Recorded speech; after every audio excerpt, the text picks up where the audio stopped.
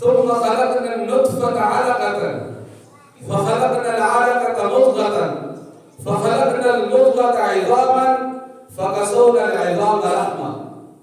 کہ ہم کیا کرتے ہیں؟ نطفے کو کیا بناتے ہیں؟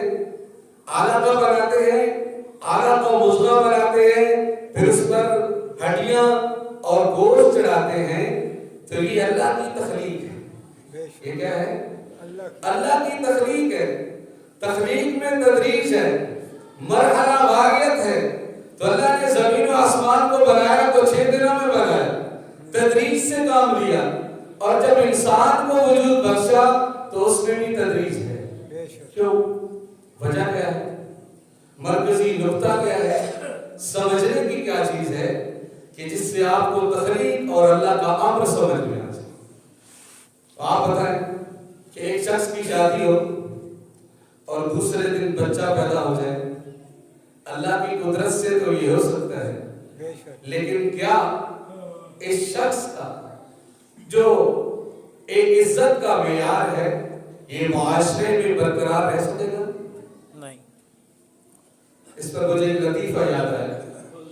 میرے استاد محترم جن سے ریبیا خان سے میں نے تجوید پڑھی ہے، وہ یہاں بھی تشریف لاتے رہتے ہیں، تو ان کا ذرا ہم سے بڑی محبت ہے تو بعض دفعہ مذاق بھی کرتے رہتے ہیں.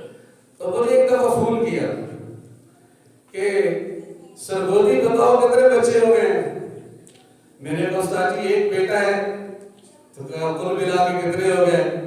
میں نے کہا جی 3 ہو گئے، ایک میری گھر والی، ایک میں اور ایک بچہ.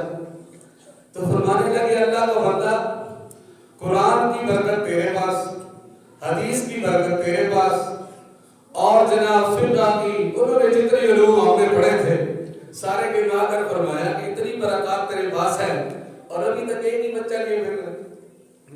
ساتھ فرمایا کہ ہمارے علاقے میں ایک قاری صاحب کی شادی ہوئی ہے، ان کا 11واں دن تھا، بچہ پیدا ہو گیا، لوگ کہہ رہے ہیں قرآن کی برکت سے ہوئے.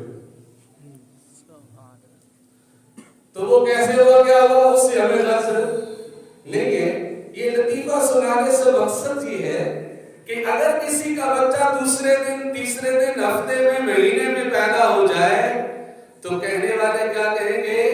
یہ اس کا نہیں کسی اور کا ہے. تو اس وجہ سے اللہ تعالیٰ نے تخلیق کے اندر تدریج رکھی کہ مرحلہ وار نطفہ رحم مادر میں گیا، پھر اس سے وہ گوشت کا لوتھڑا بنا، پھر وہ لوتھڑا اور پختہ ہوا، پھر اس کے اندر ہڈیاں آئیں، پھر اس کے اوپر اللہ نے گوشت چڑھایا. تو 9 مہینے کے بعد بچہ جب پیدا ہوتا ہے تو سبھی کہتے ہیں کہ یہ بچہ فلاں صاحب کا ہے. ورنہ اللہ تعالیٰ قدرت سے یہ سارا کچھ کر سکتا